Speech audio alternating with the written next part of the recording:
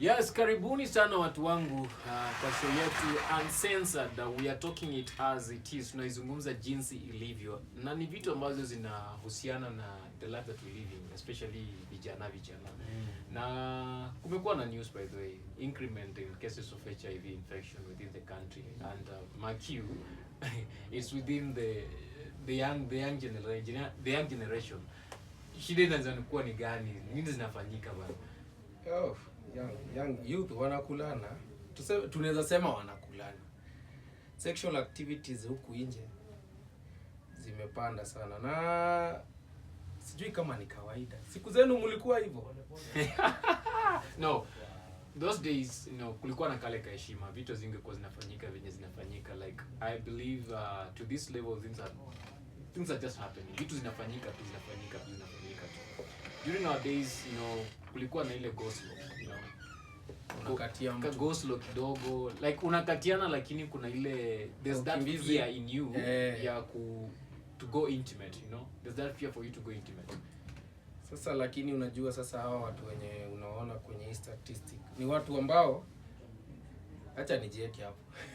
Ni watu wa rika yangu. Hebu nikuulize, kwani wewe uko kwa hiyo? Ni watu wa rika yangu. So most of us tunaogopa mimba.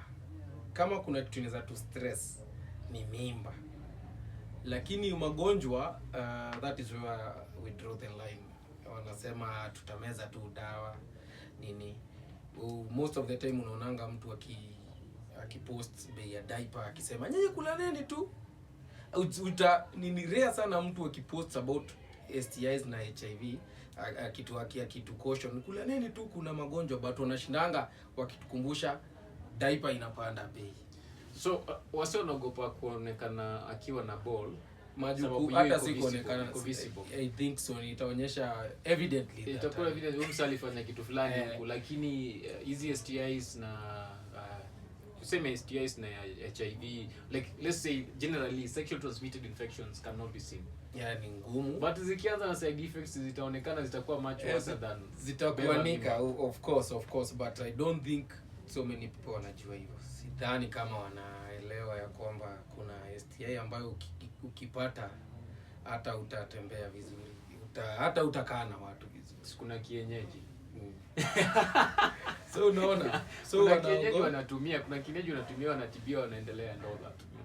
Yeah, but watu wanaogopa ujauzito sana. That's why unaona wana intake of P2 iko very high than other preventions. We'll talk about P2 later. We're talking about family planning issues among the young people and all that. But what do you think contributes to, the rise of HIV infections in the country? Because what is so surprising, it's among young people. So unataka kuniambia young people having more intercourse than the old people? Or who is changiering all these things? Is it the old people bringing it to the young people, or the young people taking it to the old people? So because ukiangalia hizo statistics vizuri unaona wababa mahali na wanaipokea pia. Alafu the title is wababas. Wababas wana.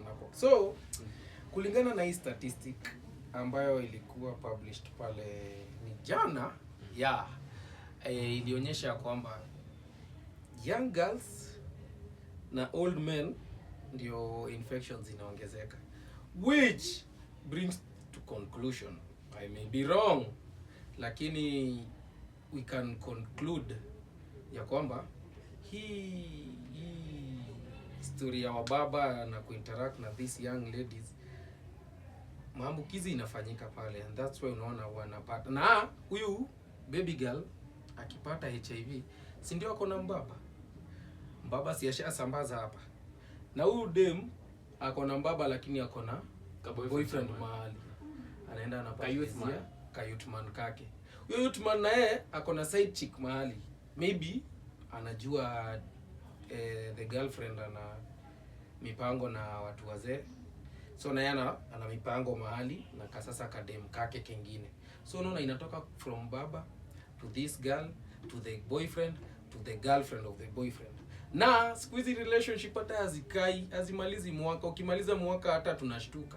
So una celebrate anniversary. Hata ni rare sana. Watu less milestone. Watu less wana celebrate anniversary. Kuna msemo ya unaoga unarudi soko. Unaona kuoga na kurudi soko. Umekuwa na hako kadem ushamwambukiza 3-4 months later, mmeachana, amepatana na mtu mwingine, amemsambazia. Unaona, that is how the cycle is going. Inaenda from one person, unakuta in 1 year watu 5 wameambukizwa. Na ni hii story tu ya kuoga kurudi soko, usikae kwa mahali pamoja sana, hiyo mambo kama hayo. Hiyo it's a very very big contributing factor. Na nini inachangia sio afika to that level yenye wanasema siwezi kama mahali pamoja for long. There is this thing wanasema YOLO, you always live once, so wacha nifanye hivi nimalize mimi niende zangu, yenye nabakia mwingine atakuja kufanya nini kuchangia. Na the bad thing is when umesema the circle is too long, ama the stretch, do I call it it's a thread, it's too long. It's a thread that is too long. Na inaenda kupata wase wenye wako so innocent in a way that hakuwa ameplania kitu kama hiyo but imempata tu. So kwa sasa there is pride, kuna pride. Unaona hadi watu wana fake breakups, mtu wana script breakup. Kuna hako ka pride ka kumpata unaongea about all these social media influencers. Unaona social media, mtu amepata mtu ameachana, wewe uko hapo YouTube, mtu wangu unashindwa ala. Ndio wife pata YouTube channel ya wife pata subscribers. Unaona, so wewe uko pale mtaani, unaona so kupata mtu na kuachana, it's a normal thing, but you don't really know what's happening here. Yeah, which is normal, of which hujui kule nini inaendelea. Alafu kuna kale ka pride ka kukua na multiple sexual partners. Kuna kale ka glory watu wako wanadhani wanapata, ati jana aliteka huyu, next week atateka huyu, ana text wasichana 4, ama mdem ana text maboys 5, kunako ka glory na kame glorifyiwa kwa sasa. Kwani hiyo kitu iko? Mimi nafikirianga ni mchezo. Okay, nazionanga social media yenyewe, msee ameposta screenshot, sijui mwingine ameitwa love, mwingine ameitwa nani, mwingine majina mingi and all that. Huyu anamuuliza nikuje leo, mwingine anambia nakuja, mwingine anasema uko aje and all that. Ni kitu inafanyikanga like hiyo ni real, it's a real situation kwa watu fulani. Kuna mtu akona partners multiple. Na sasa funny thing, kuongeza inaitangwa aje, kutia msumari moto juu ya kidonda ama chumvi ya kidonda. Kuna this thing inaitwa open relationship. I wanted us to come to that level because that is where I believe the next generation here, like after us, nyinyi ni millennials. Yeah, we are the millennials. Okay, the Gen Z's come and so now the generation after the Gen Z's are opening that door. Now those will follow the Gen Z will be in more contractual marriages and contractual relationships, where kakitu kanafanyika tu kidogo, ameacha ametafuta mwingine ndo that. Okay, you were talking about it. So kuna kitu inaitwa open relationship. Open relationship ni kwa mtu wajui, mimi I have a girlfriend ama I have a wife, but tumekubaliana na mwenzangu, nikiona maua pale naweza chuna, nikiona matunda pale naweza kula, pia yeye akionekana kule asikaze, lakini mwishowe bado sisi tuko pamoja, lakini naweza cheza nje na nikiwa nimekubaliwa, na pia anaweza cheza nje nimemkubali. Hiyo pia ni something inanormaliziwa, na pia it's a contributing factor. Labda mkio pamoja mko safe, lakini pale tu penye ulistep ukaenda nje, unaweza okota kitu uletee huyu, ukimletea akistep pale apelekee yule. The cycle continues, the thread continues. Yeah. So it becomes more longer and more complicated than either way. So hizi statistics zitaongezeka, like by now kulingana na the numbers in 2024 we are looking at 2024 you're looking at 22,154 new infections. Is that on a daily basis?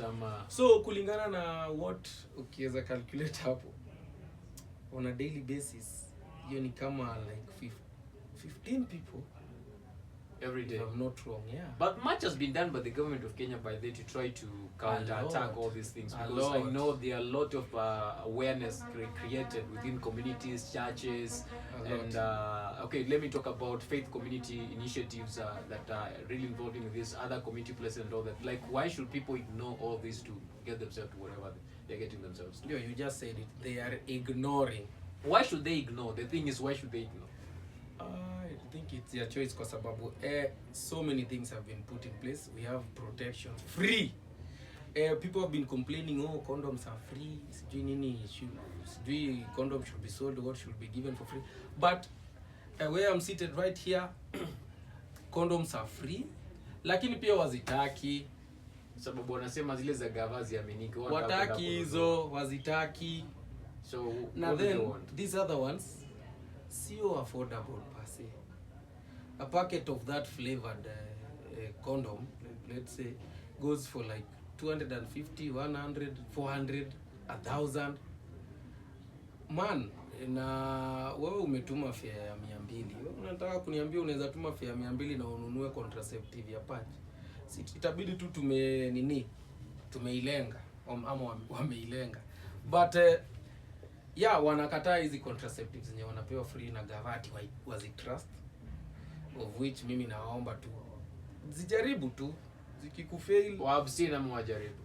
Zijaribu. Kuambiwa wa abstain ni kama hiyo ni uongo kabisa. Uongo. Hakuna hata abstain.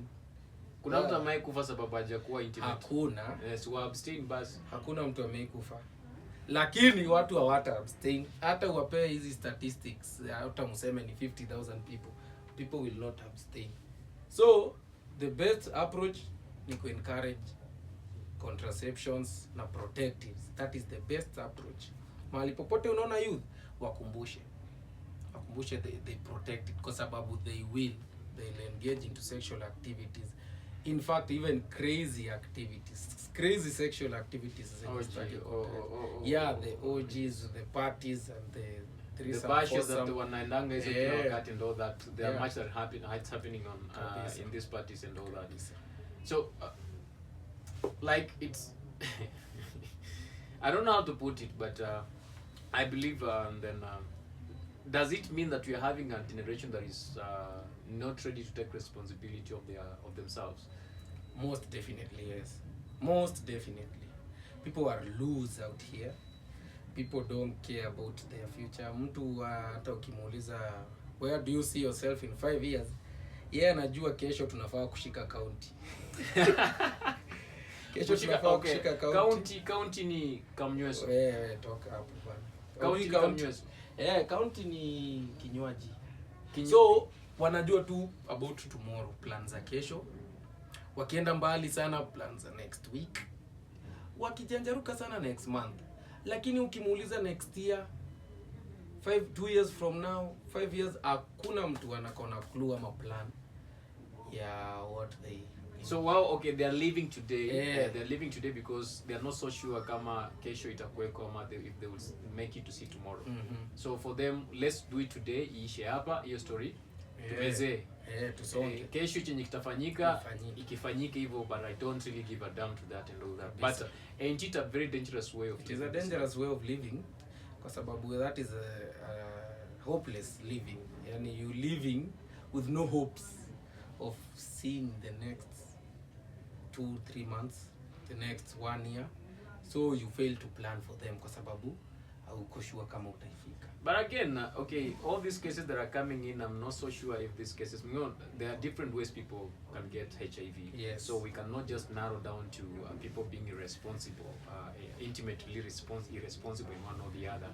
There are those maybe who might have been, raped and all that, or defiled and all that, they end up getting it. So, but now if we take rape and defilement out. Okay, guys, there's a very big difference between rape and defilement. Rape is for anyone who is above the legal age of any country. Legal age of any country, because every country has its own legal age. Like in Kenya, the legal age is 18, and other countries will be 16, like in the West, 12, 16, and all that, 17. But in Kenya, it's 18 and above. So if someone, rape will be for people who are 18 and above, but defilement will be for the minors. And the minors, we're talking about children who are below the legal age to become adults in every country and all that. So that is the difference. But sometimes people use it, they use rape to mean all these two things. And that is why they completely miss it and all that. Yes, today, so I was traveling, had a story of a woman who said the daughter was defiled. The daughter was 16, but hakutumia neno defilement, sema the daughter was raped. 16. Then she says that she took that case to a lawyer, a prosecutor. Then the prosecutor akamwambia that this is not a case to be handled because mtoto alikubaliana na huyo mzee. The girl was 16, but because of the terms used, the case was dismissed, and the woman feels like she did not receive the justice for her case and all that. It's because maybe she used the wrong ones and all these other things. But again, the prosecutor could have dug deeper to get to understand and all the same. I think the problem is the prosecutor, because in the legal sexual consent age, it doesn't matter if you agreed. It doesn't matter if, oh, I am the boyfriend, he is my love. No, it doesn't matter. As long as the age, she's not, he has not reached the consent age, it is defilement. Okay, regardless. That is what they call power over. Like you who is older enough, you exercise your power over. So it's either through coercion or false intimidation or false promises. So you had power over this person, then you coerced the person into the action and all that. So all these things are really, really, really practical, and they're happening outside in our communities. And we need to have, I don't want to say a third eye, but we need to be very much careful and alert, to try to get things out of it. But that is it. Now, if we take defilement and rape out of them, Kenya is known to be 80%, it's a country that's known to be 80% Christians. And when you talk about Christians, why are you laughing? No, okay, continue. Why are you laughing? When you talk about Christianity, talk about the faith, being responsible to your faith and affirmations of your faith. And one thing of being responsible to affirmation of your faith is abstinence. Yes. Then if it's 80% Christian, I believe most of these people have been brought up in Christian families, so abstinence should not be an issue at all. Yes. Especially among young people who are not yet married. That is absolutely true. But they may be raised up in a Christian setup, but are their parents talking about matters concerning sex? Are they having sex education from their parents? Do their parents even mention sex in any conversation? Have they ever talked about sex with their parents? The answer is no. The answer is How no. sure are you? Because there are those parents who say, we talk about it. Yes. And they believe their daughters and sons are well equipped with the information that they need on the same. Kabisa, there is an exception. Lakini, most parents, our parents, wameacha mjifunze na dunia. Rarely do our parents talk about it.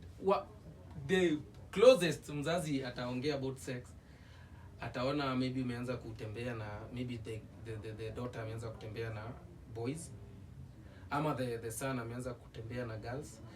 The closest ataongea kuhusu sex, atamwambia usiniletee mtoto kwa hii nyumba, usiniletee mtoto kwa hii nyumba. That is the closest mzazi I don't know about the others. That is the closest mzazi wangu ameiona. But hata kama mzazi azungumzi, tumemention the name Christian over here, and that we are involving the church, and there are very many youth camps that these young people go to wakishafunga shule, and I believe all these discussions are held in that area. We are dealing with a very, very, very complicated generation. This is a people where you will tell them not to do this.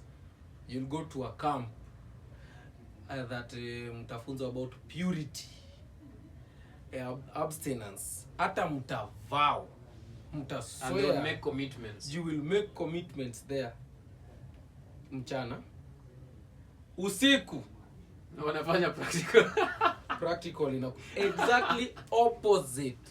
Yeah, mumetoka camp kwa basi, mkirudi sasa mtaani, madhambi yanafanyika. Hata unekiodo complicated. Hauwezi understand. Hauwezi understand. So Neki, like what's really happening and what should be done? They know what they want. So they know what they want. They're doing the wrong thing, and they will later. So when you tell them not to do it, it is they won't. So do you think they should be told do it? No, what they should be told, and I think I said it. Protect. Do it responsibly. But they are not at the age of doing anything responsibly. They are minors. There's no way a minor will do anything the responsible. minors, As a minors minor, now, you can only eat responsibly. You can only dress responsibly.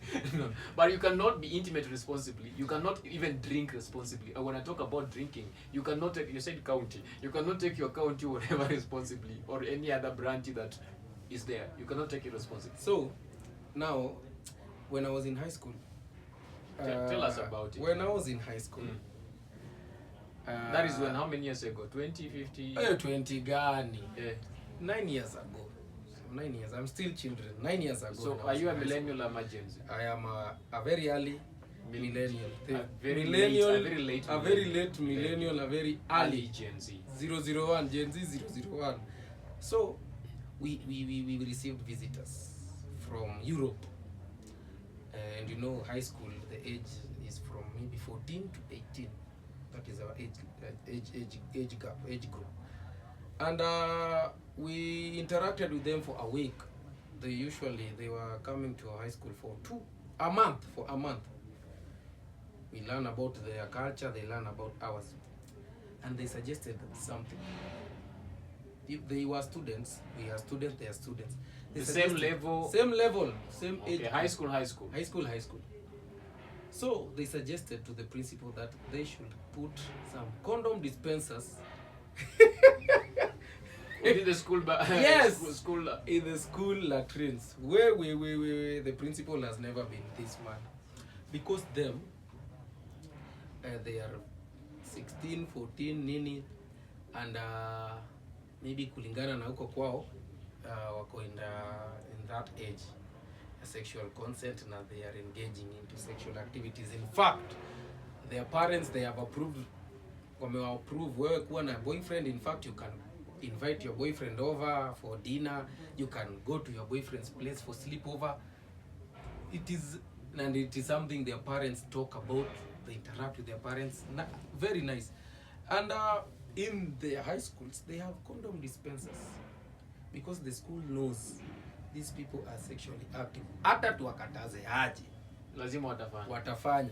So the best thing kufanya, kwa sababu tutakuwa nao kila mahali, waeke condom dispenser kwa shule hivi, wanapatananga nao daily. Na pia muambie, it will stick to their mind na wata embrace protection. Lakini Prince kick that idea very away, alichapa vibaya sana, akasema hiyo ni ushenzi ambayo haiwezi. To cut the long story short, watu walipata ujauzito in the process. Wengine wameka ujauzito na walimu, wengine pia kidogo mambo kama hayo akafanyika. So Prince anakatazia story ya na inafanyika kuna contraceptive that will protect the lives of these guys. Na but kuna walimu, mfugaji anakula kondoo mahali. Unaona? So do you think alikataa sababu ya stigmatization from the rest of the people, ama alikataa because ako misinformed, ama he was informed with what really supposed to be done? I think anaweza kuwa all of them. Maybe he was misinformed, maybe stigmatization, and maybe labda kuna haka moral value kenye watu, these old people, I'll call them old, these old folks, kuna moral value ambako wamejiwekea na wanajaribu kuimpose kwa resistant generation ambayo sifanyi. They have their moral values zenye wali grow nazo, which were good, na ndio wanataka kuendelea nayo, na wanataka kuimpose kwa watu ambao hawawezi, kwa sababu these things hakuna mtoto ana simu siku hizi. Of course, it's a pride of every parent to make sure that mtoto wake kuna simu. Hii simu ukiwa nayo ni hivyo, wewe hakuna kitu uta access regardless of your age. The movies zenye tuna watch, kuna mavitu tu zina promote, na it's a very very big influence kwetu. So utaambia mtu A na ataona B mahali, na maybe B is interesting, is more fun than the one that yenye umemwambia, so atafuata B.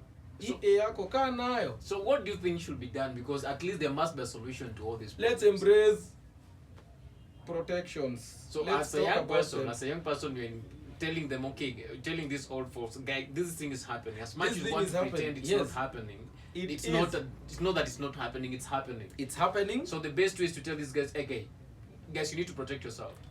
Kabisa. Why And should we? it can sound better. What? It can sound very good when it comes to people like parents, our pastors, our teachers. Yani mwalimu tu akae hivi aseme najua mnafanya hii, tafadhali protect this. Mzazi akuje tu akuambia. But where would be the morality in this now? Sasa mzazi kuambia najua unafanya protect, mwalimu kusema, pastor kusema is not a problem, but where's the morality? Because they are pushing, okay, the narrative that is pushed over here is the morality part of it. Like, guys, we need to be moral. Okay, sex before marriage is a sin, and as Christians you don't need to engage in that because you'll be sinning.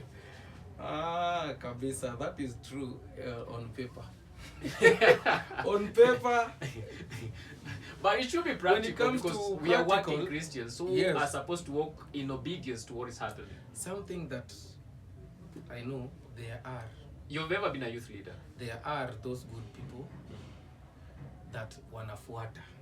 Hizi no sex before marriage. Kuna very very good ambao wanafuata. Na they were raised well. They were raised so well. Na wako true to the morals na wanafuata, lakini si wengi. So again, sasa mimi siko kwao. How? Good. Nyinyi mlishaingiana na nini? Good. Sasa mimi I'm talking to these others mwenye anapanga mechi saa hii. Ni mauru si. Mwenye anapanga maybe watch video, anapanga mechi saa hii. WhatsApp message ina pop hapo juu. Ana reply time, ana swipe, anaendelea na video, message ina pop tena. Wanapanga a different name, a different password. Anapanga, ana postpone nyingine, anamwambia wacha tufanye next week, kesho ni kama niko na shughuli zingine. Na kando yake mtu amekaa. Huyo ndio naongelesha. Na kando yake mtu amekaa. Na hapo penye yako wanaona na mtu. Mnaona na mtu. Huyo ndio naongelesha. Embrace using protection na chorea tu hizi dangerous sexual activities. Chorea tu. Like it's not a must. Vitu zingine si lazima. Lakini embrace protection. Hiyo ndio, that is what naweza penda kusema siku ya. Sasa the problem is, you know, we're talking from the statistics we've had very many young girls getting newly affected with HIV. And these young girls are not having intimate. They're not going intimate with other young girls. Of course, they are being intimate with other older men. So we are focusing on young people to protect themselves and parents to train their children to remain loyal to themselves and to avoid sexual activities for themselves. But it's the very, very parents that should train their daughters not to, who are forcing their daughters to be intimate. Now, how do we solve this problem? Because that's the major problem. We will focus on young people telling young people, hey, don't do this. But remember, we talked about power over. Then this rich guy with a very big stomach with a very good Mercedes Benz meets this very poor young girl over here who doesn't beautiful even have, young girl. Young and intelligent, not just intelligent, beautiful, poor, beautiful and intelligent young girl who doesn't have money to take care of sanitary pads and research makeup. Then this guy offers to give, and because of the gift given, this little girl is compelled to give something back.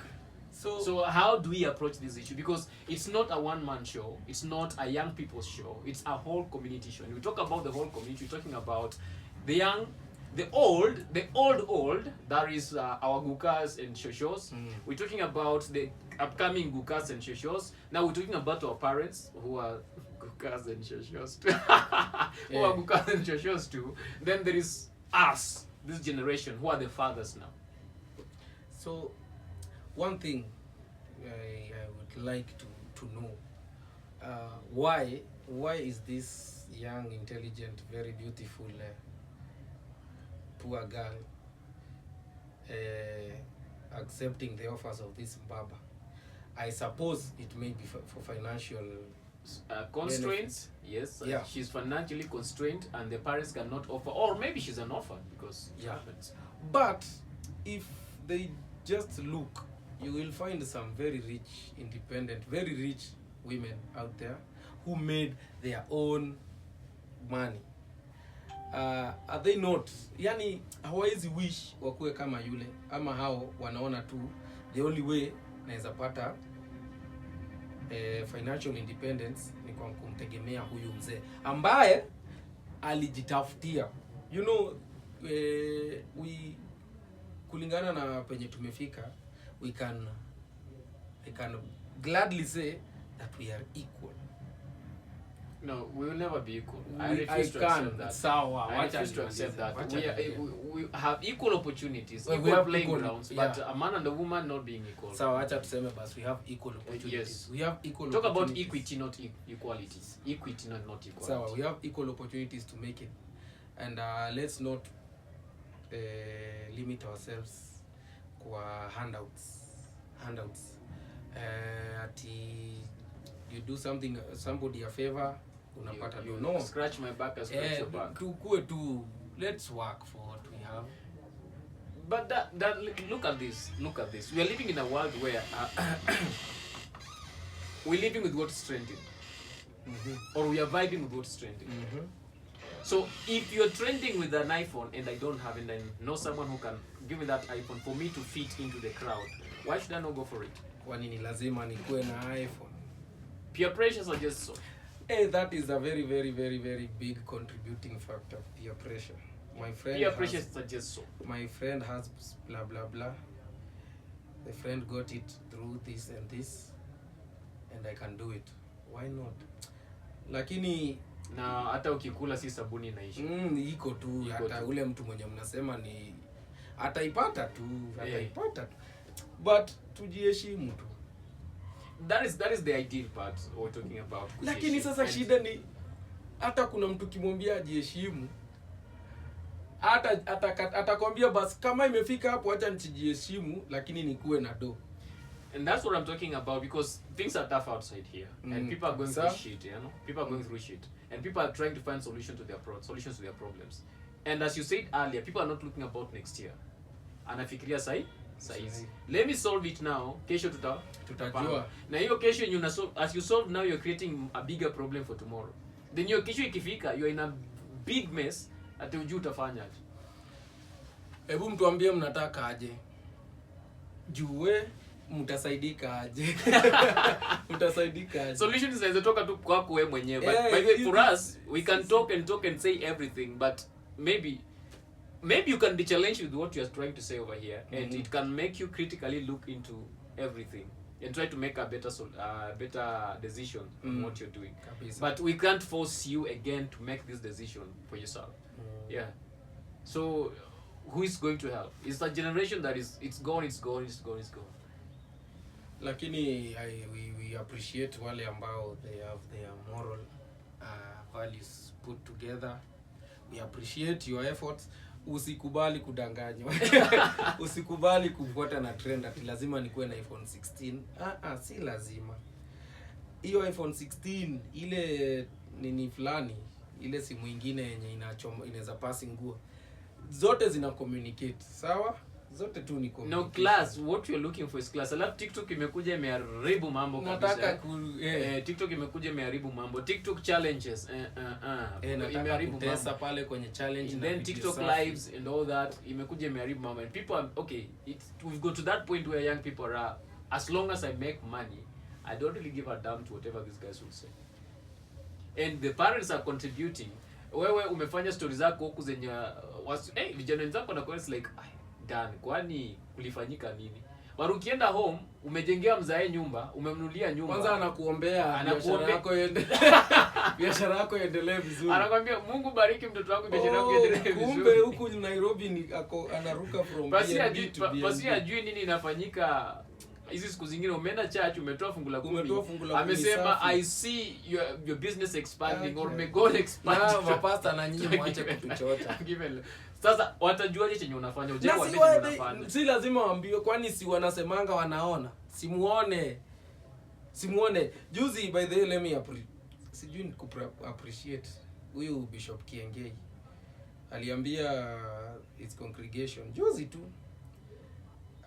Hiyo wiki. Sijui kani hiyo wiki ama ni from that week going forward. Wasitoe sadaka. Aliwaambia wasitoe sadaka na wasitoe tithe. I think alisema for that week. Juu ikiendelea anaweza kaa badilisha. Mambo itachemka. Aliwaambia wasitoe sadaka. Na the reason was aliwaambia specifically hiyo pesa tumia mzazi. Hiyo sadaka yenye ulikuwa umepanga kutoa leo tumia mzazi. hiyo fungu la 10 ulikuwa umepanga kutoa leo, tumia mzazi. You sometimes pia kuna watu wamepotea. Tunabamba. Unafanya mavitu zako kwa giza, wazimu. Wewe labda ni mkora.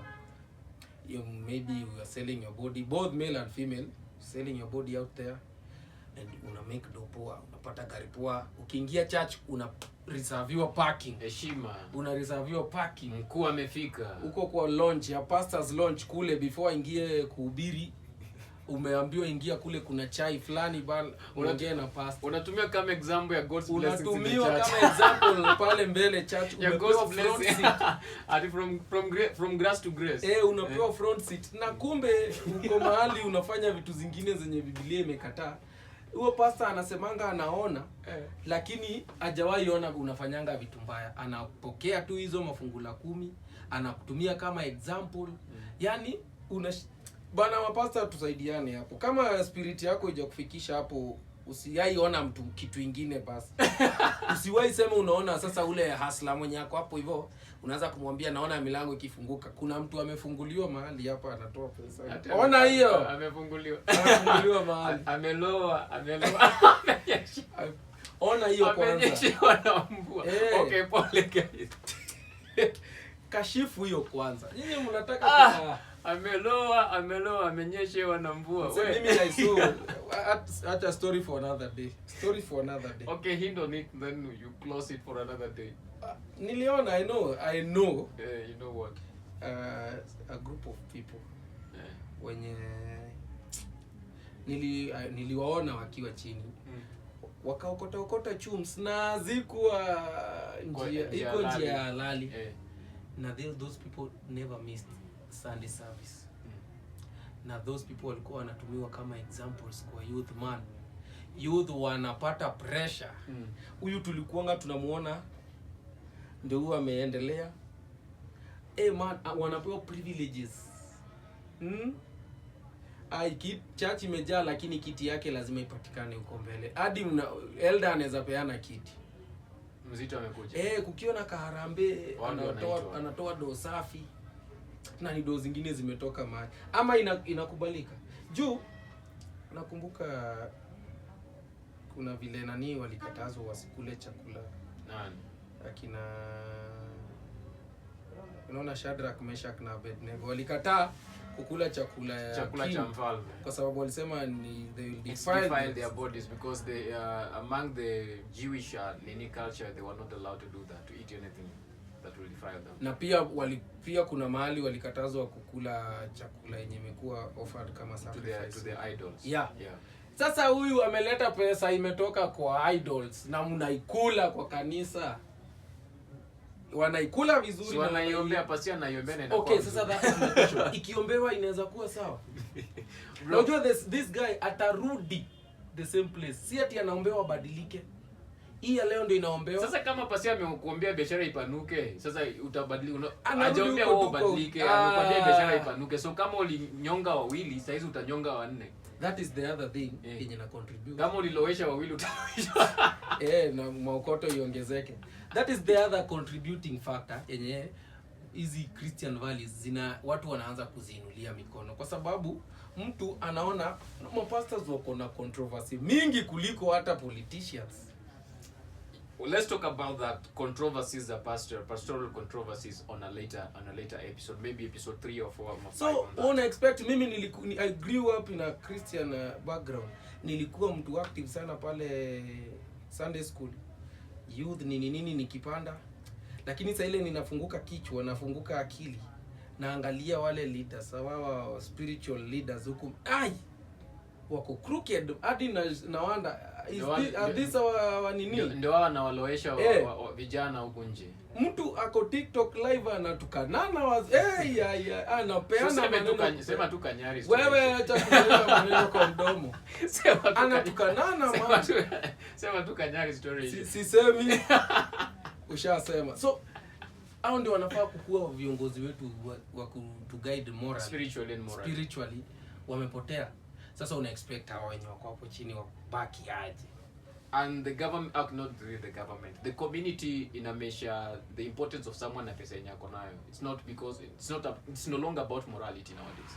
Najua kitambo Najua kitambo ilikuwa ile historia ya yenye ungefanya wanasema okay, mzazi anakutumia mtoto mwingine kama example, kwa mtoto mzuri kama should behave kama so and so because of the morality, not because of the money that person has. But siku hizi ni mzazi anakukompea kwa mse mwingine sababu ya pesa ako nayo. Kwani yule jamaa anaenda kufanya kazi wapi na anapatanga wapi pesa na wewe unafanyanga kazi wapi? Ukijua penye anapata mzazi utaniambia tukula usiaitoka nyumbani. Ambia kaa tu hapa kama ni kunde tukule kunde na maji nesturungi ba. Tukae tu hivyo tuendelee hivyo.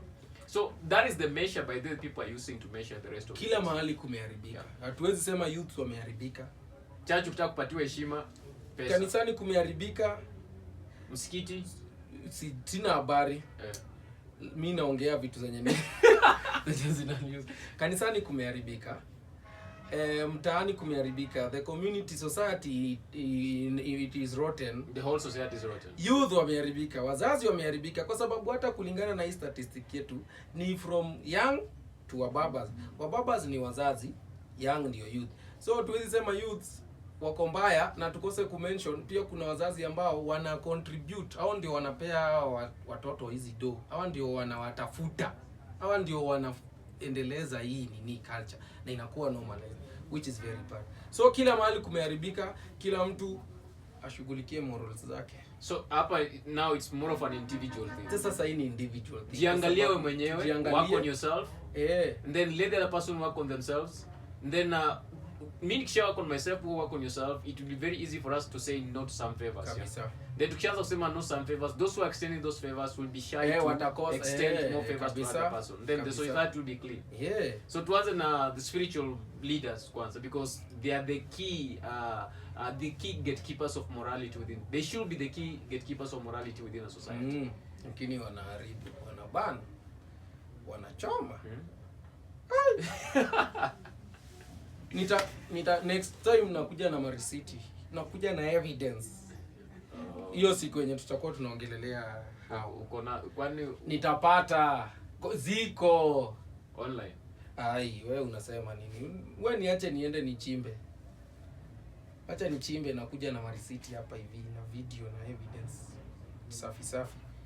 Nitakuuliza maswali. Za watumishi wa Mungu akifanya mambo. Wewe hiyo siku utajua. Na wewe siku wewe ndio nitamaliza, ndakuuliza maswali. Juu wewe ndio unawateteanga sana. Nakuja na maswali zako chungu nzima. Haina noma. We are ready. Okay guys, nitawatetea but ikifika mali siwezi watetea again, I'll call it off. Ikifika mali siwezi watetea, I'll call it off, but nitawatetea as much as I can. So thank you so much guys for following us. Tafadhali subscribe. It's getting hotter and hotter and we are just dealing with issues that are happening within our community. So it's uncensored. Anything will go because we want to enlighten people. Watu wajue. Wa make decisions wakijua mbona wana make those decisions. So what are your parting words? Parting part, because the issue of new HIV cases within the country, it's a worrying issue.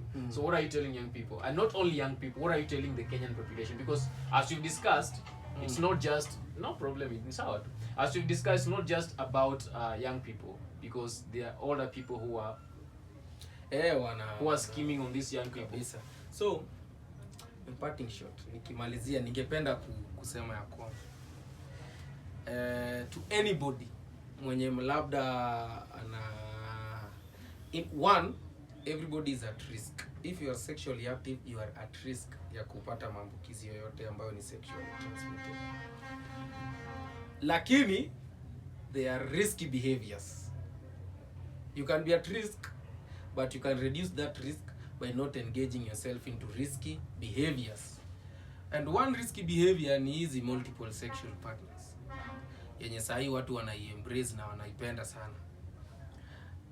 Chorea. Reduce to one. Kwa sababu siku zote mimi huwa nasema, pia Alan huwa tunasema na Alan, hakuna mtu ameikufa kwa sababu ya kuabstain. Kutu ijaiwa mtu. Tumendo si daktari amesema. Anasema ati this guy died of abstinence. Ati matanga. Nasikia marehemu kutu ilimpeleka mbaya. Uongo, hakutawahi, hakujawahi. Sawa, wanasema kutu ina increase chances of having a prostate cancer. Nani hao? Ni sawa. Inaweza increase. Lakini pia ukiwa na one sexual partner hiyo kutu inaenda. Si rangi inapakwa tu. Love young people wanasema practice makes perfect. Si practice nao moja. At that young age.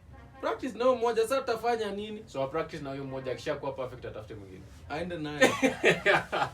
Like there is no excuse we can give generally on matters sexuality for us to be immoral at any point. What Dan is trying to say is very simple. Just love yourself. Love God, love yourself, and just wait for that moment to come. Vitu zingine si lazima. Tuache kukimbia mbele ya masaa. Because tukisema wakae kama mafathers huko watasema hujui hao mafathers wanafanya nini. Siwezi waambia wa nini. So tukaa tu kama wewe, but you should be responsible for everything. Be a responsible homo sapien. And in case you have a question you want to ask, we can talk about it. Yeah, pale comment. Just reach at us on what are your social media handles. Maybe they want to ask you a specific question. My social media handle pale TikTok. This is _Mr. D. Kumbe pia uko TikTok. Huko najikaza. Unauza ama na mimi tu ni wa dance na ma lip singing na manini. So pale TikTok at this is _Mr. D. Instagram at this is _Mr. D. Twitter at this is Mr. _D. So Facebook Dan Manoa. Facebook DJ Mr. imeshikana alafu D. Oh, that's for the page. Yeah. Okay. So huko ndio nataka ya follow the page, don't follow the account.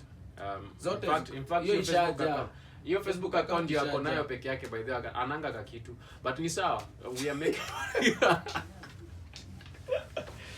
So guys, remember to subscribe, later to fuatiliane, and if you guys feel like there's something you want us to talk about, because we are here to shed light on everything. By the way, we are born again Christians, so don't look at us talking whatever we're talking then think we have backslided. We've not. All we want is to make sure that people get things right, and that is all. So if you feel so uncomfortable to talk about it, we will talk about it comfortably. That is why we're here. So make sure you subscribe and share. It's very great information that you can talk about. You can watch with your whole family. Like you don't need to send watoto wakaenda wakao kondo usikize, because the rating is not over 18. It's general. It's general. Yeah, general. This video is meant for kids. It's not meant for kids. It's not meant for kids. It's not meant for kids. It's meant for general viewing. So subscribe and follow us on all our social media platforms. I am Alan Hoy on TikTok. Everywhere Alan Hoy. I've never changed my name since I was given that name when I was born with my parents. I don't know why they gave me that name. Itawapigia simu niuze, Buda, mbona ukanipatia hii jina, but it's still okay. Yeah, mbona ni change? Kuuliza tu. No, not really. Unajua many young people, another research inaonyesha many young people are not comfortable na majina walipewa na wazazi. It's because they think they vibe more with the names that they have found out. Because that's those names are giving them another character that they want to associate with. That's why online mtu kupata mtu anajiita kama mimi najiita aje Mr. D. Lakini I'm comfortable with my name. So wewe ukitaka kubadilisha jina lako is still okay with you, but I don't. Yeah, badilisha if you want, but for me I'm still okay with whatever I am. Thank you so much, guys. So subscribe, I love keep on following. Sawa, share this to each and every individual. So yes, wherever you go. And next tunaongelea, okay, sawa. You guys will need to know the next episode. Umesema unakuja na receipt. Umesema unakuja na receipt. Na tafuta receipt. Hiyo na video evidence. Pole tu. Sasa kama unajua umeifanya hapa na okay, sorry. Sawa. Guys, now what do we say? Kwaherini. Kwaherini. Bye. See you some other time, next time, same place, same time. And remember to subscribe. I love you all. Wame subscribe. So nilikuwa nawaambia